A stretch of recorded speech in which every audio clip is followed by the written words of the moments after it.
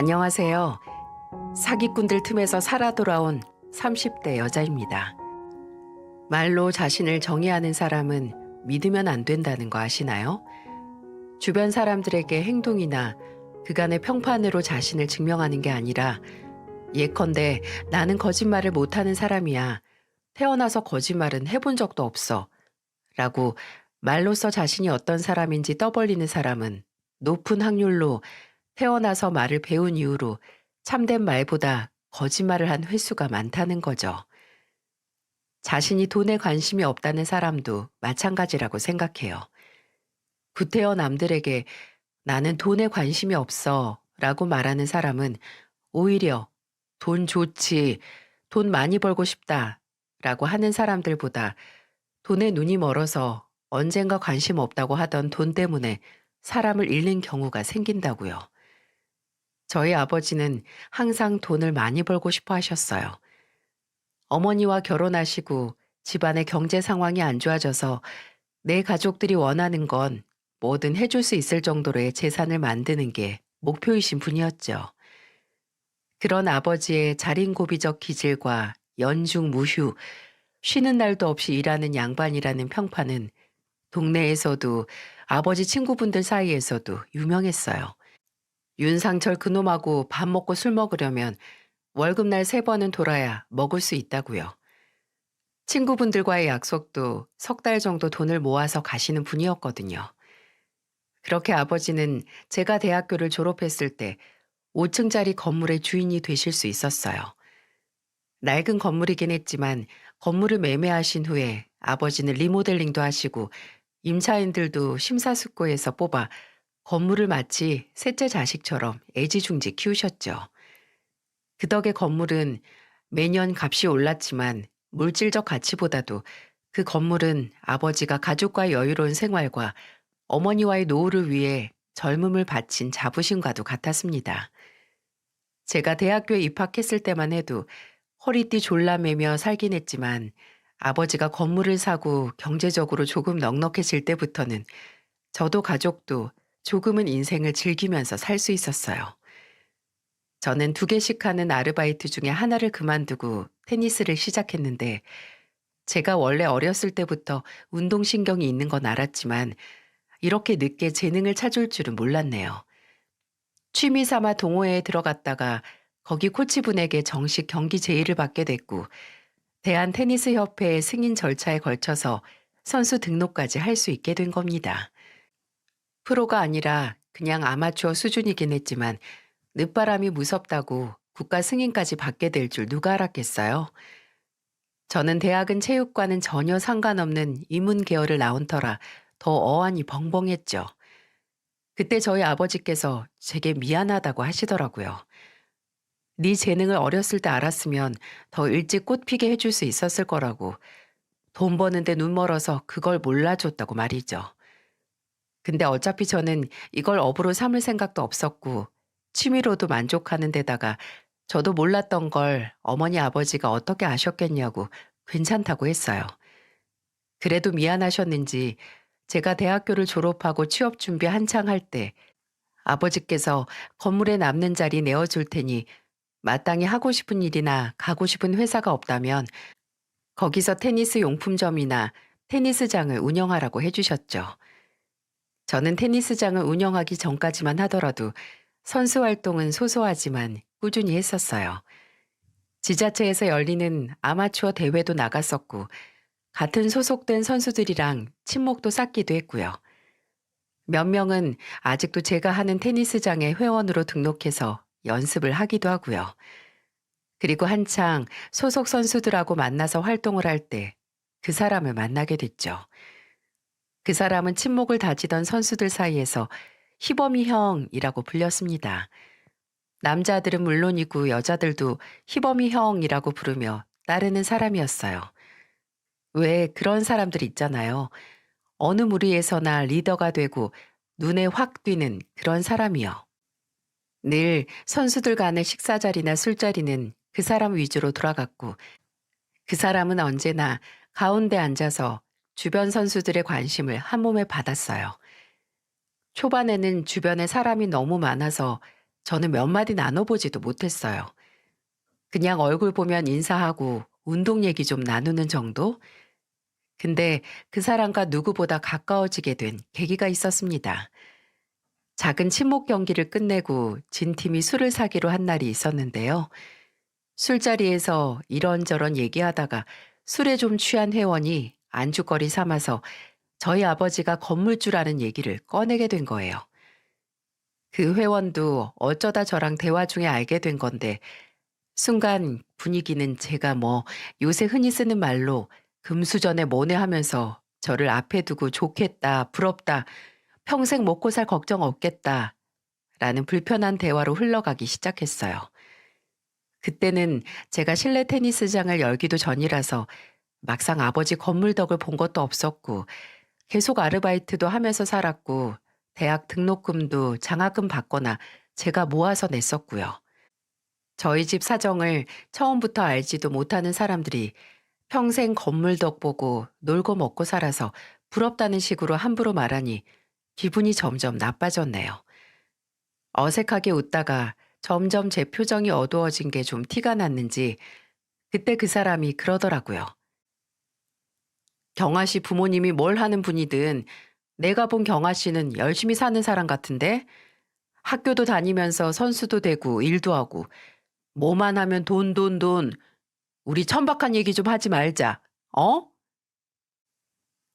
그 사람의 한마디로 술의 힘을 빌려 남의 집 경제 사정에 침 튀기며 말하는 사람들이 입을 다물었어요. 나중에 몇몇 선수들은 그날 일을 사과하기도 했고요. 그때 저는 그 사람의 영향력이 대단하다고 생각했어요. 성격이 화통하고 사람들 무리해서 늘 리더 자리가 되는 건 알았는데 이 정도일 줄은 몰랐거든요. 그날 그 사람은 저를 집까지 데려다 주기도 하고 애들이 나쁜 건 아닌데 아마 질투나고 부러워서 더 짓궂게 말한 걸 거야. 너무 마음에 두지 말아요. 라고 했고 혹시 술자리에 있었던 일 때문에 제가 불편해서 불참할까봐 걱정을 하더라고요. 문자로 경아 씨 없으면 심심하고 재미없으니까 오늘 꼭 나와요. 라고 개인적으로 연락도 했고요. 그 일을 계기로 가까워지다가 그 사람이 먼저 제게 다가와서 연인이 될 수 있었는데요. 결국 3년이 넘는 연애 끝에 결혼까지 했습니다. 그때는 그랬어요. 강단 있고 사람들 앞에서 할 말은 다 하고, 근데 그게 또 선을 넘지 않고 어른들 앞에서는 세상 서글서글하게 잘하고 여러모로 배울 점도 있고 사람으로서 장점이 참 많은 사람이었어요. 그때는 그랬습니다. 철진한 노래 제목이나 삼류 로맨스 영화 제목처럼 그때는 그랬는데 아무리 그렇게 보였더라도 황금을 돌보듯 해야 했어요. 심지어 황금도 아니었던 굳은 진흙 덩어리였으니까 말이죠. 저희가 연애 기간이 좀 길었던 건 그때 저나 남편이나 준비되지 않았거든요. 남편은 선수 생활의 경험을 살려서 스포츠 용품 사업을 시작하는 단계였고 저는 중소기업에 다니다가 퇴사 후에 아버지 건물에서 테니스장을 열 예정이었고요. 그래서 각자의 일이 어느 정도 자리를 잡은 후에 결혼을 하자고 입을 맞추고 제가 30 초반이고 남편이 30 중반일 때 결혼을 하게 됐어요. 그래도 결혼 전부터 꾸준히 서로의 부모님들을 만나긴 했어요. 어차피 연애 초기에 결혼 생각을 하고 있기도 했고 만나려면 빨리 만나서 얼굴을 익히는 게 나으니까요. 남편은 결혼 전부터 저희 부모님이나 제 동생에게 참 잘했는데 술도 못하는 사람이 저희 아버지가 술을 좋아하시니까 아침부터 숙취 해소 음료 먹고 술을 잘 마시는 방법 인터넷에 검색해서 온갖 방법을 동원해서 아버지와의 대작에서 살아남으려고 하더라고요. 아버지께서 그럴 필요 없다고 술 안 마셔도 된다고 해도 혼자 마시면 술맛 없다고 마시면 늘 거라고 하면서 꿋꿋이 버티더군요. 남편은 늘 저희 집에 왔다 가면 하는 소리가 이제 우리 집보다 경아 너희 부모님 댁이 편하다였는데 처음에는 의뢰하는 소리겠거니 하고 웃어넘겼어요. 근데 제가 처음 남편의 본가에 갔을 때 어쩌면 그 말이 진담이었겠다는 생각이 들었네요. 시댁에는 시부모님과 시누이가 있었는데 초반에는 불편하진 않았습니다. 시어머니는 목소리가 크고 시원시원한 성격이셨고 저희 아버지 건물 얘기가 나왔을 때는 그냥 아유 열심히 사셨네 이 말 한마디 하시고 더 이상의 말은 안 하셨어요. 무슨 판매 일을 하신다는데 정확히 무슨 일이라고 말씀을 안 해주시는 게 의아하긴 했지만 나중에 가족이 되면 알게 될 거라고 생각했고요. 시누이는 드럭스토어의 점장이었는데 시어머니와 얼굴도 성격도 꼭 닮았더라고요. 시아버지와 시누이가 붙어 있으면 그냥 좀 기가 따갑다 하는 정도인데 그렇다고 불편하진 않았는데 제가 시댁에서 불편했던 건 바로 시아버지 때문이었어요. 근데 시아버지가 저를 불편하게 한 건 아니고 시어머니와 시누이가 시아버지를 대하는 태도 그 자체가 너무 불편하다 못해 불쾌할 정도였어요. 어떤 사람이 왕따를 당하는 현장을 본 적이 있으신가요? 따돌림을 당하는 현장 말입니다. 눈치를 보게 되고 등줄기에 식은땀이 절로 날 정도로 긴장을 하고 눈을 질끈 감고 싶을 정도로 기분이 더러워요. 그리고 시댁에 가면 그런 기분을 느낄 수 있었죠. 처음 간 날은 좀 긴가민가 했습니다. 시아버지께서 식사 중에 음식을 조금 쩝쩝거리셨는데 그걸 본 시어머니가 젓가락을 식탁에 탁 하고 놓더니 이러시는 겁니다. 아유 정말 시끄럽고 입맛 떨어져서 같이 밥을 못 먹겠네. 경아 보기 창피하지도 않아? 경아가 집에 가서 예비 사돈들이 식사 예절도 없다고 흉보겠어. 아니 누가 쩝쩝거리면서 먹는 게 거슬릴 수 있어요. 그럼 그냥 조용히 알려줘도 되잖아요. 이 정도로 윽박을 치는 게 아니고요. 그때는 와 시어머니가 좀 세시다라는 생각을 했고 그 말을 들은 시아버지께서 뭐라 반박도 못하시고 입을 가리시며 사과를 하는 모습을 보고 이러는 게 하루 이틀이 아니라 원래 이런 분위기라는 걸 알 수 있었죠.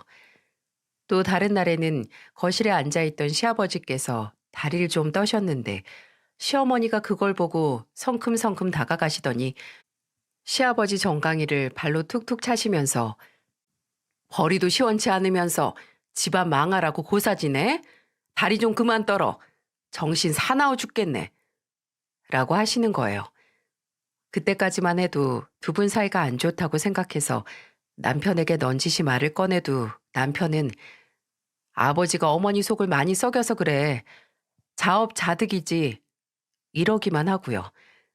제가 알기로는 시아버지께서는 개인 사업을 하시고 벌이도 나쁘지 않으셨거든요. 그래도 내가 모르는 과거가 있겠지라고 제 딴에는 이해를 하려고 했는데 결혼을 앞두고 시누이까지 해서 시댁 식구들과 다 같이 식당에서 밥을 먹는데 그때 그냥 시부모님의 문제가 아니라는 걸 알 수가 있었어요. 지금 정확히 기억이 안 나는데 그때 제가 테니스장에서 스낵바도 작게 운영을 했는데 거기 직원이 좀 마음에 안 든다고 정리를 해야겠다는 이야기를 했던 것 같아요. 그랬더니 평소에는 정말 조용하신 시아버지가 본인이 운영하는 사업체에서도 사람 관리하는 게 제일 어렵다, 피곤한 일이다라는 이야기를 하시며 공감을 해주셨거든요. 근데 그 얘기를 들은 시어머니가 진짜 파 하는 소리로 누가 봐도 비웃는 것처럼 웃더니 이러시는 겁니다. 집에서 가족들하고도 못 지내면서 밖에서 직원들하고도 못 지내?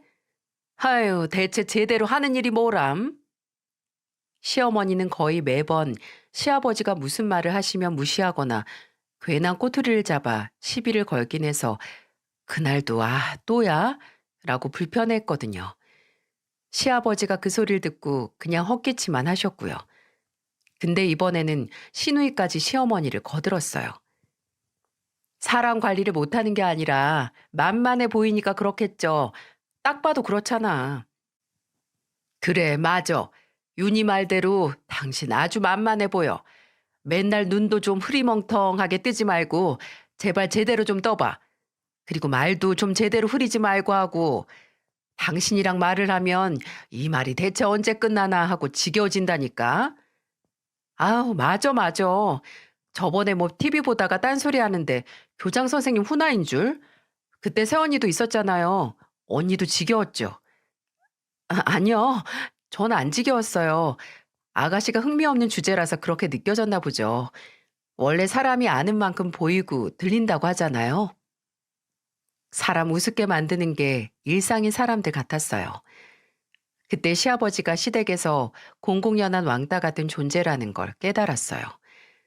시어머니와 시누이가 편먹고 시아버지에게 괜한 시비를 거는 것뿐만 아니라 남편도 그 모습 보고 말만 안 보탤 뿐 방관하기만 했으니까요. 과거 시아버지께서 무슨 잘못을 하셨길래 가족들이 단체로 이러시는지 모르겠지만 차라리 정이 떨어지고 꼴 보기 싫으면 따로 살던가 이렇게 옆에 두고 바보 만들고 따돌리는 건 좀 아니잖아요.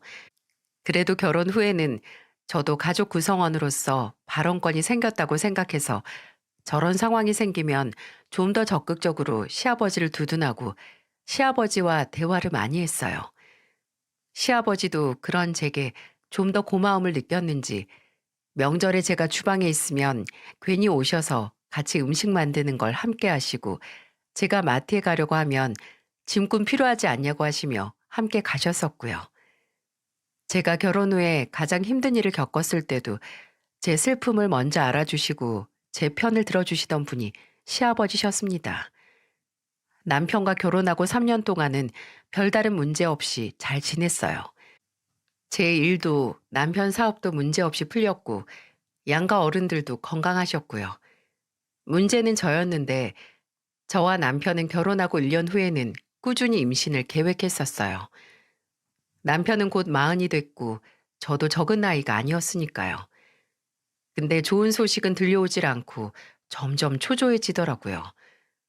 저를 초조하게 만들었던 건 임신이 되지 않았던 문제도 있었지만 이 문제로 점점 저를 쪼아대는 시어머니의 탓도 있었습니다.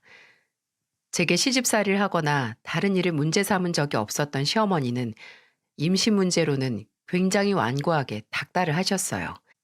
결혼하고 나서 바로 언제쯤에 애 가질 예정이냐고 하셨는데 제가 그래도 1년 정도 뒤를 예상한다라고 하니 너무 늦다고 결혼도 했는데 일찍 가지라고 말을 보태기도 하셨고 제가 결혼하고 딱 1년이 지나는 날에는 아침부터 제게 전화하셔서 이러기까지 하셨어요.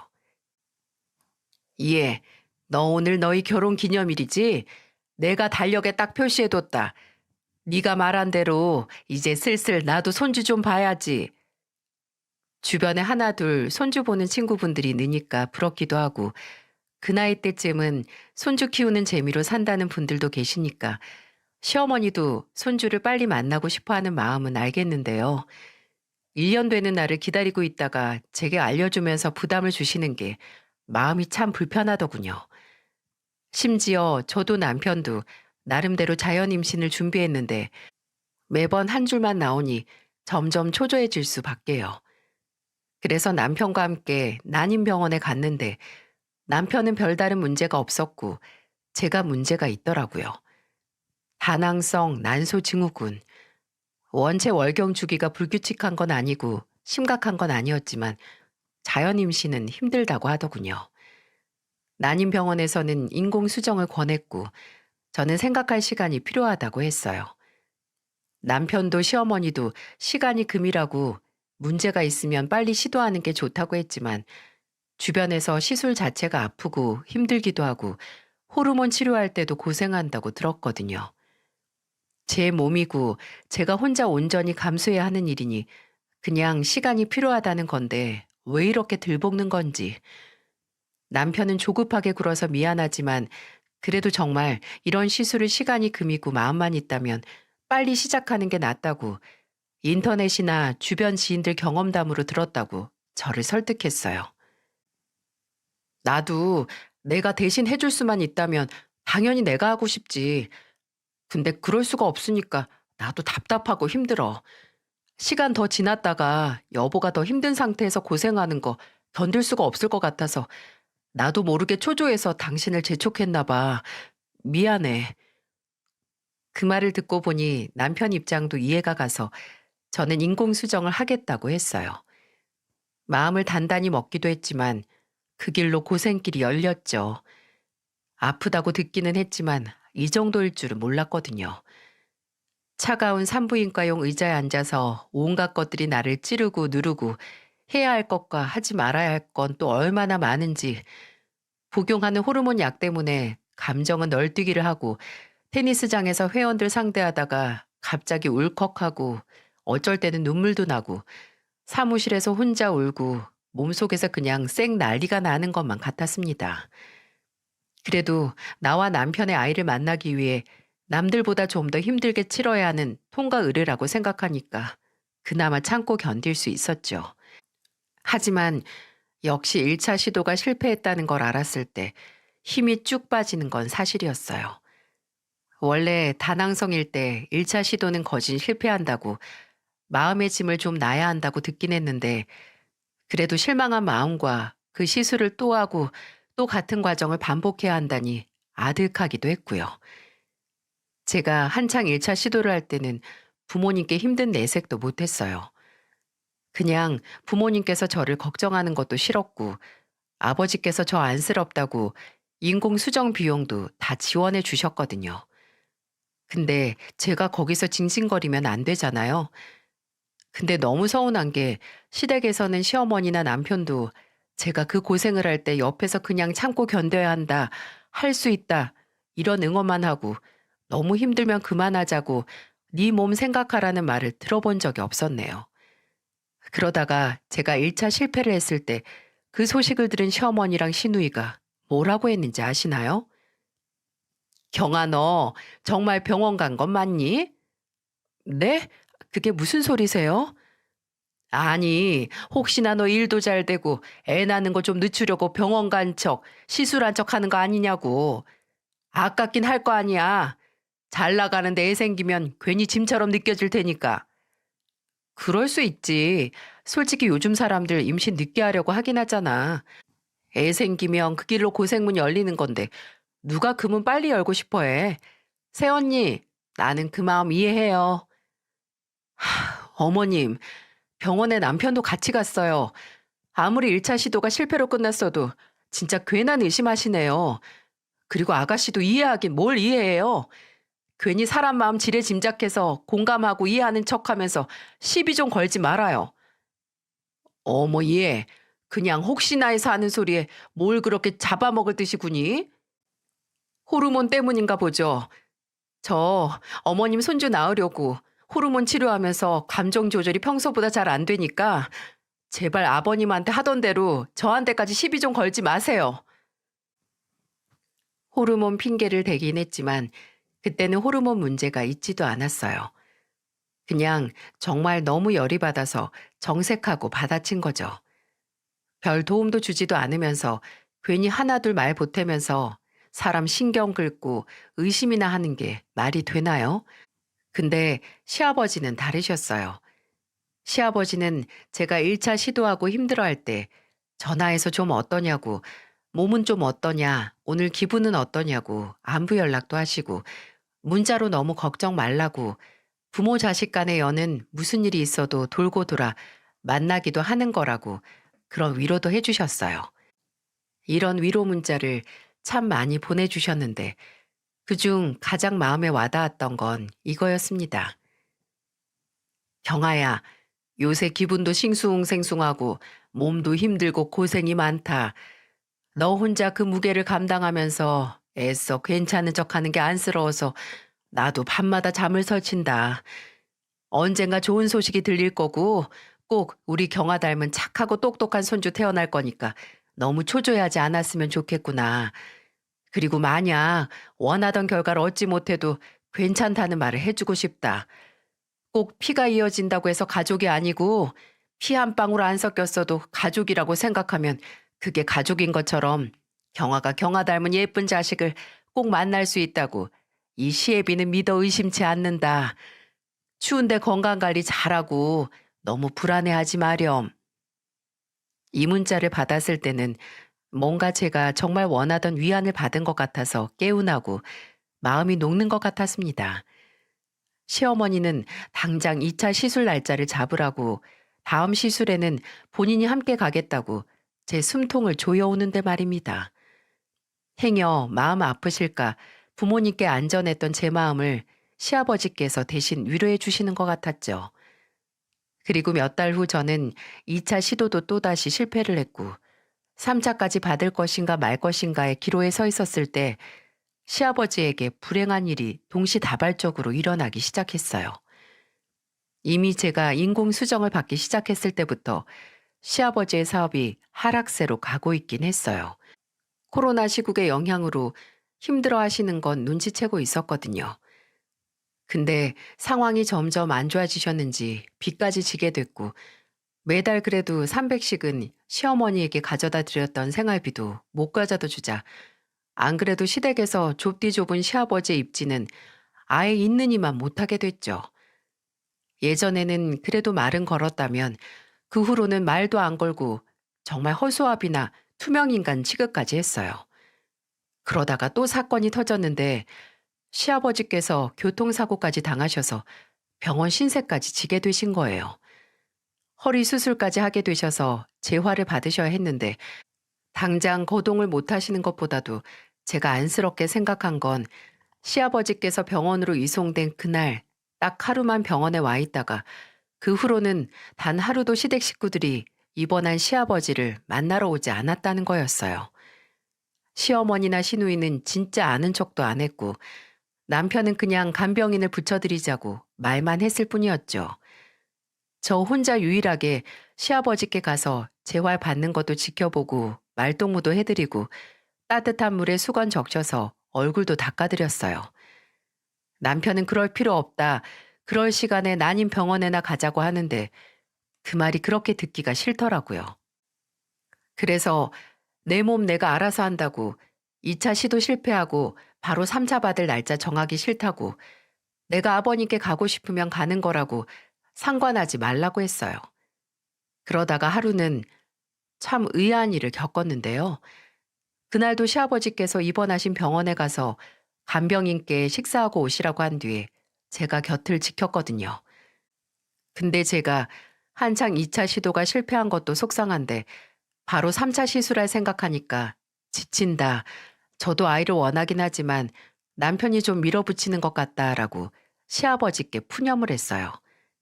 근데 시아버지께서 그 얘기를 듣고 한동안 말이 없으시더니 넌지시 좀 걱정 어린 목소리로 이러시는 겁니다. 경아 너 희범이랑 결혼하고 변함없이 행복하니? 순간 어떻게 대답을 해야 할지 모르겠더라고요.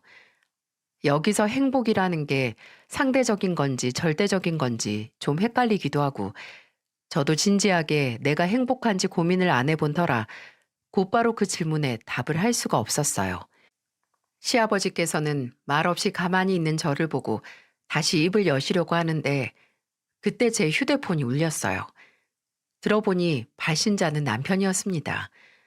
별로 받고 싶지가 않아서 제가 시아버지께 안 받아도 된다고 무슨 말 하시려고 했냐고 하니까 시아버지께서 제 휴대폰을 빤히 보시더니 이내 아니라고 빨리 받으라고 하시고 하려던 말을 안 하셨어요. 사고 뒤에 찾아와 보지도 않고 연락도 안 하는 남편과 다른 가족들 때문에 좀 회의감이 드셔서 하는 질문인가 했습니다. 근데 몇 달 후 다행히 회복 후에 퇴원을 하신 시아버지께서 폭탄 선언을 시댁에 투척하셨어요. 바로 시어머니와 이혼을 하신다는 겁니다. 솔직히 이야기를 듣는 여러분은 드디어 하는구나 싶으시잖아요. 시아버지께서 그런 취급을 당하시며 살았으니까요. 저도 그래 차라리 이혼을 하고 사는 게 양쪽에 낫지라고 생각하긴 했는데 의문이 들긴 했어요. 그런 삶에 적응하신 것처럼 살던 시아버지의 마음을 바뀌게 한 계기가 있었나 싶더라고요. 시아버지께서는 나중에 제게 따로 먼저 이야기 못해서 미안하다고 그래도 죽기 전까지 이렇게 살고 싶지 않다고 설명을 해주시긴 했어요.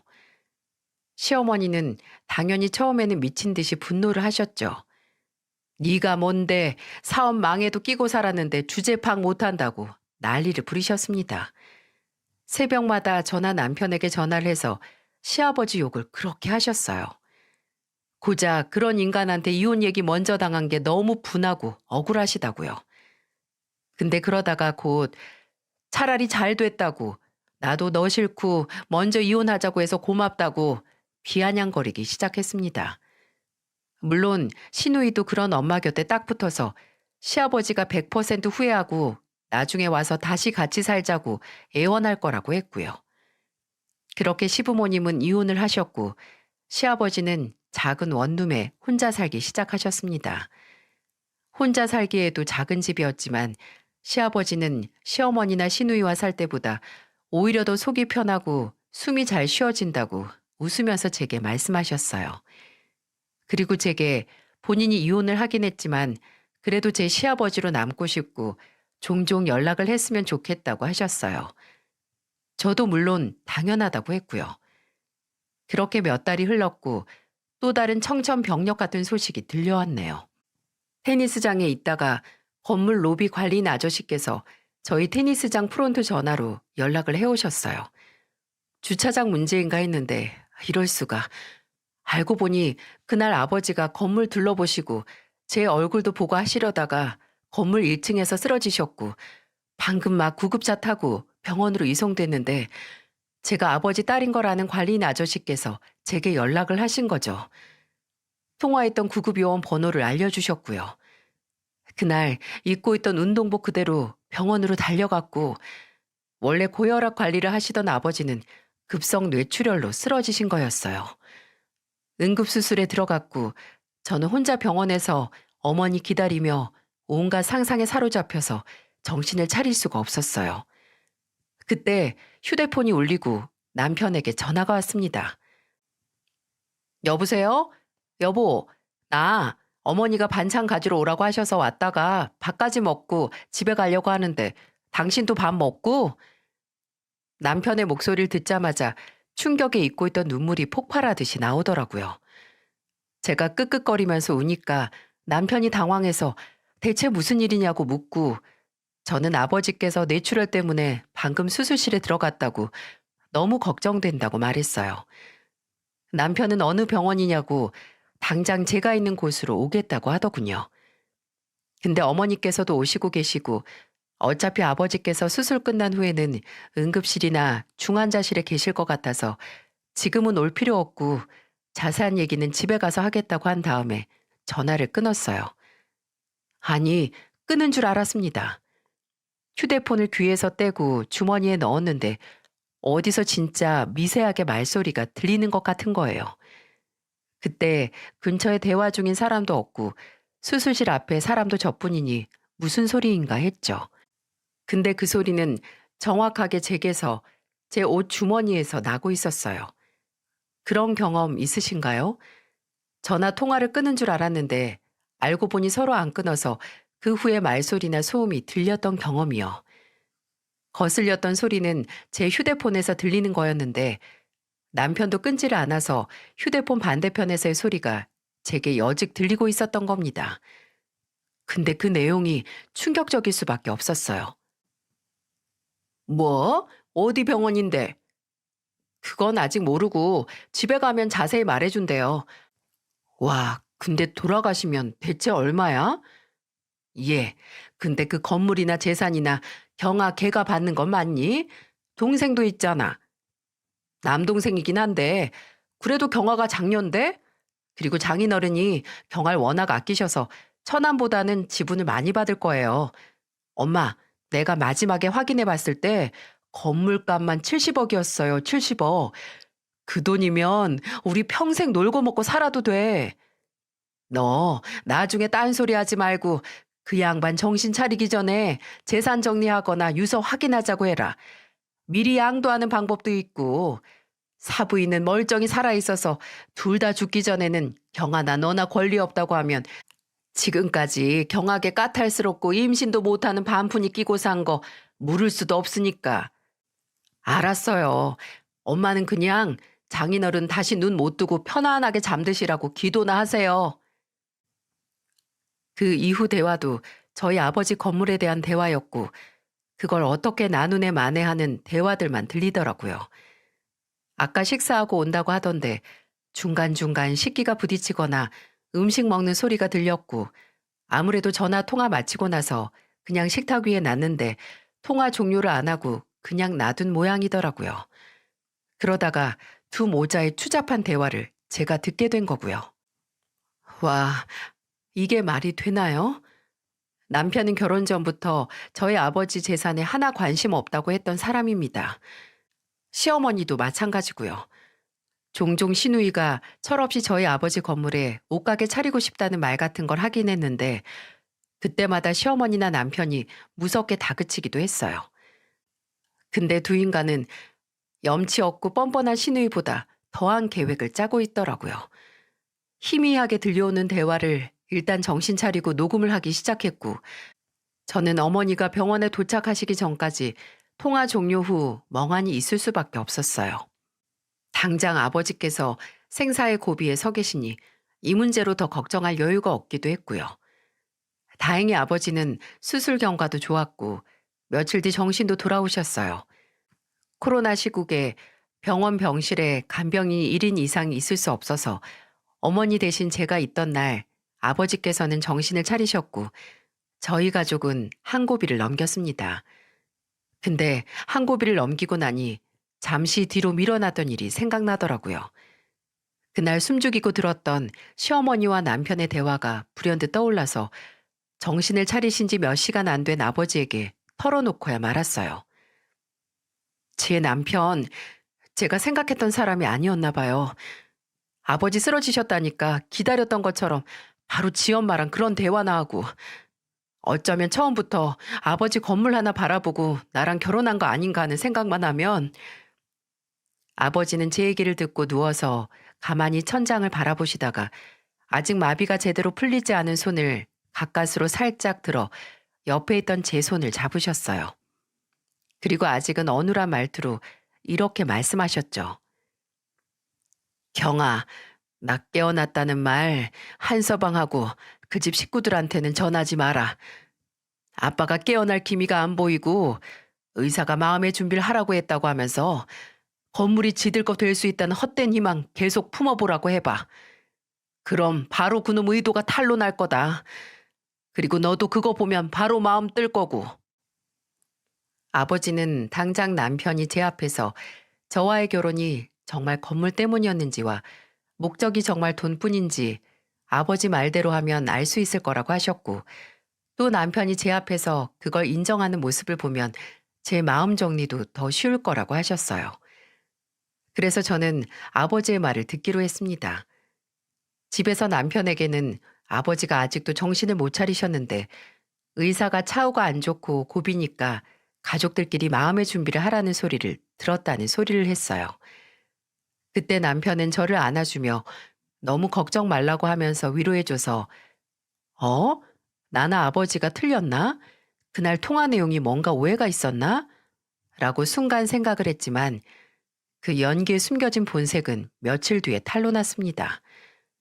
아버지는 병원에서 이제 말도 어눌하지 않게 또박또박 할 수 있게 되시고 걷는 연습도 하기 시작하셨지만 제게 아직 아버지가 깨어나지도 못했다고 들은 남편은 매일같이 아버지의 상태를 저를 통해서 확인했어도 또 아버지 예우 얘기를 하는데 남편이 넌지시 이런 질문을 하는 겁니다. 근데 장인어른 돌아가시면 그 건물은 어떻게 되는 거야? 장모님께서 관리를 도맡아 하는 거야? 그게 갑자기 왜 궁금해? 내가 다른 의도가 있는 게 아니라 당신이 기분 나쁘게 안 들었으면 좋겠어. 사실 앞으로 장인어른이 다시 깨어난다는 확신도 없고 이러다가 돌아가시면 솔직히 장모님이 혼자 그 건물을 어떻게 관리해? 당신이나 처남이나 아니면 나나 도움드릴 수 있는 건 드려야지. 걱정 마. 벌써 그런 거 챙길 거 없어. 아니 그래도 솔직히 나도 더 기다리려고 했는데 장인어른 그렇게 되시고 나서 계속 말해야 하나 말아야 하나 했거든. 여보, 요새 나 사업 잘 안 되는 거 알지? 당신한테도 내가 면목 없긴 한데 솔직히 요새 안 힘든 사람이 어딨어. 원래는 장인어른 만나 뵙고 부탁하려고 했는데 이렇게 됐으니 어쩔 수 없지. 장모님이 계시니까 당장 그 건물을 팔아서 처분을 하거나 그런 건 아니지만 혹시 그 건물로 담보대출 받아서 나 사업하는데 도움 좀 받을 수 있지 않을까? 나도 장인어른 깨어나시거나 뭐 본론 나면 말하려고 했는데 가만히 있으면 문제 해결도 안 되고 오히려 빚만 더 느니까 어떻게 안 될까? 안 돼. 라고 말하려다 말았습니다. 그냥 예상했던 걸 직접 눈앞에서 마주하니 화가 나기보다도 그냥 허무하더라고요. 당장 아버지가 숨이 넘어갈 판국이라는 걸 아는 사람이 아버지 건물 담보대출을 꺼내는 걸 보니 피가 차갑게 식는 걸 느꼈습니다. 그래도 내가 아는 남편은 이렇게 돈에 눈이 먼 사람이 아닌데 지금 사업이 잘 안 풀리니까 순간적으로 판단을 잘못한 건 아닌가 싶기도 했죠. 근데 예상치도 못한 곳에서 예상치도 못한 이야기를 듣고 순간적인 게 아닌 원래 그런 사람이었다는 걸 알 수 있었어요. 하루는 제 실내 테니스장으로 시아버지께서 찾아오셨어요. 처음에는 운동 시작하려고 오셨냐고 아버님은 무료라고 했는데 시아버지는 그게 아니고 제게 말하고 싶은 게 있어서 찾아왔다고 하시더라고요. 왜 여기로 오셨어요? 집으로 오셔서 편하게 말씀하시지. 거긴 듣는 사람이 있지 않니? 들으면 안 되는 사람이고. 경아야, 희범이한테서 내가 애들 친아버지가 아닌 건 아직 못 들었지? 네? 아버님께서 그럼 어머님이랑 재혼하신 거예요? 처음 들어요. 희범 엄마가 애들 아버지 되는 사람이랑 이혼한 다음에 나 만나서 재혼한 건데 애가 둘이긴 했어도 내가 좋은 새아버지가 돼줄 생각으로 한 결혼이었다. 근데 내 마음만 진심이었던 거지. 희범 엄마는 내가 사업을 한다는 게 개인 사업이니 못해도 뭐 달에 1,000은 넘게 번다고 오해를 한 거야. 그것 때문에 결혼한 거였고 애들은 지 엄마 하는 거 보고 자라서 나 아버지 취급도 아니 인간 취급도 안 하고 살았다. 그 집 인간들 다 진짜 피부치 아니면 아예 인간 취급도 안 하는 그런 인간들이야.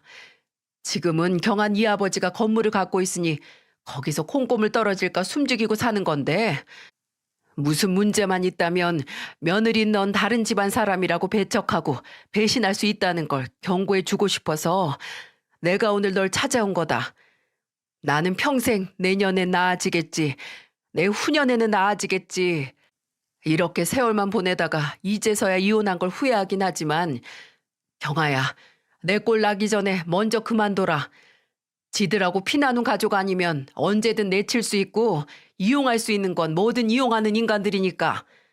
너, 네 시애미가 뭐 하면서 돈 버는지 모르지? 그 옆편네 다단계 판매직에 있어. 너까지 거기 휘둘리지 말고 일찌감치 이혼해서 나처럼 자유의지라도 찾아. 뭐라 말을 해야 할지 모르겠더라고요. 남편이 제가 생각했던 지금까지 나와 살아왔던 모습이 아니었다는 건 알겠지만 이런 과거가 있을 줄은 몰랐습니다. 지금껏 집안의 방랑자로서 시아버지께 당해지는 언어적인 조롱과 어쩌면 가끔 폭력까지도 겪으며 살아왔던 시아버지를 모른 척했는 게 충격적이었어요. 그래놓고 제가 시아버지와 친해지고 대화를 많이 할수록 그걸 못마땅하게 생각했다니 시아버지께 그 얘기를 듣고 제가 바로 뭘 했을까요? 주말이었던 다음 날 저는 남편을 불렀습니다. 안방에서 비척비척 걸어오는 인간을 앞에 앉히고 탁자 위에 제 휴대폰을 올려놨어요. 그날 의도치 않게 듣게 된 대화 내용이 담긴 녹음 파일을 재생했죠. 처음에는 무슨 소리인지 인지하지도 못하고 어리둥절해하던 남편의 표정은 삽시간에 굳어져 입술만 달싹이더군요. 저는 그 멍청한 얼굴을 보고 말했습니다. 어제 이거 들고 이혼 변호사 만나고 왔어. 마음 같아선 우리 아버지 건물 노리고 한 결혼 사기라고 하고 싶은데 안타깝게도 그건 안 되니까 당신이랑 그냥 이혼하는 걸로 만족하게. 애초에 왜 그렇게 애에 목숨 걸고 내가 스트레스를 받던 말든 인공 수정하자고 했는지 알겠다. 애 생기면 우리 아버지 재산 더 떨어질까 그 생각으로 그런 거겠지. 경아야, 잠깐만 내 얘기 좀 들어봐. 이 대화 내용이 너한테 어떻게 들렸는지 모르겠는데 내 말은 그런 게 아니고. 됐어. 괜히 알고 싶지도 않은 변명할 필요 없어. 어차피 나도 당신이나 당신 어머니하고 법적으로는 묶여있긴 해도 피가 이어진 사이는 아니잖아. 아버님처럼. 안 그래? 그러니까 돈만 보고 이용할 수 있던 거겠지. 그건 어떻게 알았어? 그 인간이 너한테 가서 말했어? 그게 궁금하니? 정말 아버지라고도 안 부르네. 왜 몰랐을까? 정말 당신이나 당신 동생이 아버님을 아버지나 아빠라고 부르는 걸 제대로 못 들었는데 왜 내가 왜 그렇게 아버님하고 사이가 안 좋냐고 물어봤을 때 설명 안 하다가 이런 식으로 알게 하니? 까놓고 말해서 나한테 당신이 물어보지도 않았잖아. 그래서 말 안 했다. 그게 뭐 좋은 소리라고 말을 해? 말 똑바로 해. 나 분명 당신이 나한테 시아버지 얘기 말할 기회 줬었어. 내가 왜 사이가 그렇게들 안 좋냐고 그 질문했을 때 충분히 말할 수 있었다고. 애초에 같은 가족으로 안 봤으니까 말할 필요도 없다고 그렇게 생각했겠지. 여보, 당신이 오해한 거야. 그동안 말 못했던 건 정말 미안해. 그리고 장인어른 일은 나도 당연히 장인어른 걱정되고 보고 싶지. 그래도 현실은 현실이고 살아야 하는 사람은 살아야 하니까. 정말 우리 아빠 보고 싶어? 정말이니? 내가 널 믿을 수가 있어야지. 당연한 거 아니야? 나 정말 장인어른 좋아했어. 그래. 그럼 지금 당장 가자. 우리 아버지 뵈러. 어차피 이제 갈 시간이었어. 저는 바로 차키를 챙겨서 집을 나왔어요. 당황한 남편은 슬리퍼만 신고 저를 쫓아 나왔지만 병상에서 정신도 못 차리는 사람 뭐하러 보냐고 나중에 정신 차리시면 그때 보자고 약을 팔더군요. 저는 걱정할 것 없다고 하고 그대로 운전을 해서 옆에 남편을 앉히고 아버지께서 입원하신 병원으로 찾아갔어요. 병원 앞에 도착해서 내린 저희는 한동안 차 앞에서 정승마냥 있었습니다. 제 눈치를 보던 남편이 먼저 입을 열었죠. 안 들어갈 거야? 근데 이거 어차피 병실에 보호자나 간병인 들어갈 때 한 사람만 들어갈 수 있고 나머지는 못 만나지 않나? 그만 좀 남의 생각하고 네 생각이나. 저기 오신다. 저는 병원 본관 입구 쪽을 가리켰고 자연스럽게 제 손끝을 따라간 남편은 그 순간 마치 못 볼 걸 본 사람처럼 그 자리에 굳어서 신음소리 하나 내지 못했습니다. 제 손가락 끝이 당도한 곳은 바로 퇴원 수속을 마치고 병원에서 나오시는 아버지였거든요. 네, 맞아요. 그날은 아버지의 퇴원 날이었고 여태껏 아버지가 뇌출혈로 쓰러진 후에 정신을 못 차린다고 생각했던 남편에게 두 다리 걸어서 나오는 아버지가 귀신보다도 무서운 존재였을 테죠. 남편은 아버지를 보고 사색이 되더니 이내 저를 보고 그러더군요. 나한테 거짓말했어? 그래서 저도 말했죠. 왜? 넌 나한테 거짓말 해도 되고 나는 안 되니? 그리고 아버지가 저희 앞으로 당도하셨을 때 아버지는 손에 들고 있던 짐가방을 들어 올려 남편의 머리통을 가방으로 후려쳤습니다.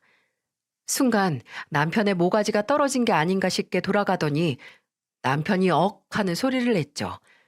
아버지는 괴념치 않고 말씀하셨어요. 죽었던 사람이 살아 돌아온 것 같아서 넋이 나갔냐? 이 쓰레기 같은 자식아? 네 애미가 기도해서 죽은 사람 재산 덕 좀 보려고 했는데 이제 못 볼 거란 생각에 정신이 나가든? 장인어른, 이 사람한테 무슨 얘기를 들으신 건지 모르겠는데 사실 필요 없어 이놈아. 내가 뇌출혈로 쓰러졌어도 귀가 잘못된 건 아니라서 네 놈이랑 네 놈 애미가 하는 말 다 들었다. 이제 네 놈 입에서 나오는 얘기는 여름이 덥고 겨울이 춥다는 얘기를 해도 안 믿으니까 헛고생하지 마. 당장 내가 너 내 딸이랑 이혼시킬 거니까. 그리고 아버지는 한 번 더 가방으로 남편을 후려치셨고 이번에는 남편이 무거운 가방 무게를 견디지 못하고 뒤로 밀려났어요. 이제 변명할 생각도 없는지 남편은 꺾인 고개를 들어 아버지를 노려보더니 주섬주섬 휴대폰을 들어 보이며 소리쳤습니다. 장인어른, 이것도 엄연히 폭력이고 폭행입니다. 당장 경찰 불러서 고소해야 정신 차리실래요? 그래, 해라 해. 네 말대로 건물가만 70억 있는 내가 그까지 고소당한다고 네 놈한테 잘못했다고 싹싹 빌 것 같냐? 야, 이놈아! 맞은 김에 한 대 더 맞아라. 아! 첫 번째 때린 건 니놈 쌍판이 꼴 보기 싫어서 후려쳤고, 두 번째는 내 소중한 딸 속이고 살았던 게 괘씸해서 후려쳤고, 마지막 세 번째는 평생 지 자식도 아닌 애들 걷어서 키웠더니 피부치 아니라고 피부치인 것들끼리 작당해서 따돌린 게 같은 인간으로서 치가 떨려서 후려쳤다. 네 새아버지 며칠 전 나 병문안 한다고 왔다 가셨어. 경아하고 니놈 결혼 처음에 못 말린 게 죄송하다고 사과하시더라. 본인도 이제서야 그 집에서 벗어났다고. 그렇게 살지 말어. 사람으로 태어났으면 최소한 기본은 해. 받은 은혜는 알고 갚고 소중한 사람한테는 절대로 기만하거나 속여서는 안 되는 거야. 아버지께 후드려 맞기만 한 남편은 욕지거리를 내뱉더니 바로 택시를 잡아서 도망가더라고요. 저는 아버지를 모시고 본가로 갔고요. 그리고 저는 당연한 수순처럼 바로 이혼을 준비했습니다. 예전에는 남편과 저 사이에 아이가 안 생겨서 스트레스를 그렇게 받았는데 아이가 안 생겨서 오히려 이혼이 더 빨리 마무리될 수 있었네요. 지금 가만히 생각해 보면 제가 아이를 원했음에도 인공수정에 적극적이지 못했던 건 저도 모르게 이건 아니다라는 느낌을 받아서가 아니었을까 싶어요. 왜 사람이 제3의 감각이라는 게 있다고 하잖아요. 이혼 과정에서 딱히 어렵거나 문제가 될 건 없이 진행될 수 있었는데 그 과정에서 한 가지 알아낸 사실 중에 충격적이었던 건 바로 시어머니의 사기 전가였어요. 진짜 가지가지 하지 않나요? 제가 이혼 소송을 맡긴 변호사 사무실에서 어렵지 않게 알아낸 사실인데 사기 전과 오범으로 시아버지께 들었던 그 다단계 판매 문제로 몇 번이나 고소를 당했던 모양이었더라고요. 참나, 왜 돈에 눈이 먼 인간이었는지 잘 알 수 있었습니다. 제 이혼이 한 가지 좋은 결과를 내긴 했는데요. 바로 저희 아버지께 좋은 친구가 생겼던 거였어요. 아버지는 난임 문제로 제게 진심으로 위로를 건네고 힘이 되어주고 또 늦긴 했지만 시댁 인간들의 비밀을 다 알려주며 경고까지 해준 시아버지께 은혜를 갚는 의미로 보답을 하셨어요.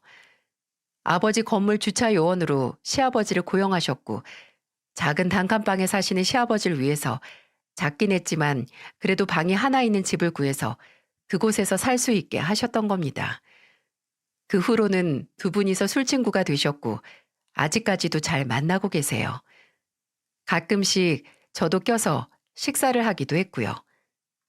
저도 시아버지가 피가 섞인 가족이 아니라는 이유로 시댁에서 배척을 받았지만 오히려 피가 섞이지 않았던 저와 시아버지가 진정한 가족이 아니었을까 하는 생각이 드네요. 정말 찌질한 후일담을 말씀드린다면 이혼 후 전 남편이 사람을 풀어서 제 뒤를 캤더라고요. 테니스장에 새 회원이 2명 들어와서 봤는데 어딘지 얼굴이 낯익은 겁니다. 알고 보니 선수 시절 전 남편이랑 친했던 동생들이었어요. 뻔히 그 인간하고 친한 거 아는데 굳이 제 테니스장으로 와서 회원 가입을 했다?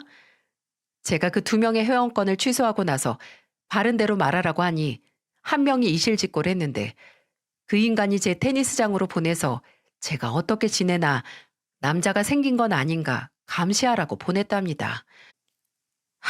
어처구니가 없고 소름이 끼쳐서 진짜 제가 그 2사람에게 이딴 짓 한 번만 더 하면 그 인간을 스토킹으로 신고할 거라고 전하라고 했어요. 그 후로는 잠잠하긴 한데 또 모르죠 뭐. 그 인간이나 그 인간 가족들이나 상식의 선을 벗어나는 짓만 하고 산 인간들이니까요. 그런 인간들 틈에서 벗어났다니 처음부터 엮이지 않았으면 더 좋았겠지만 늦게라도 천운이 따라줬다는 생각도 들고 또 제가 이혼을 할 결정적인 계기를 준 시아버지께도 감사하다는 말씀을 전하고 싶습니다. 지금은 제 일에 집중을 하고 일이 잘 풀리면 분점을 내서 사업을 확장시키면 어떨까 하는 구상을 하고 있어요. 뭐 다른 운이 따른다면 다시 다른 사람을 만나긴 할 테지만 괜히 빨리 누굴 만나야 한다고 초조해하지 않으려고요. 혼자만으로 안전하고 부족함 없는 사람이 먼저 되려고 합니다. 이야기를 들어주신 모든 분들께 감사의 말씀을 드리며 앞으로 다가오는 2023년에는 지난해보다 더 행복하고 즐거운 일만 가득 넘치길 바랍니다.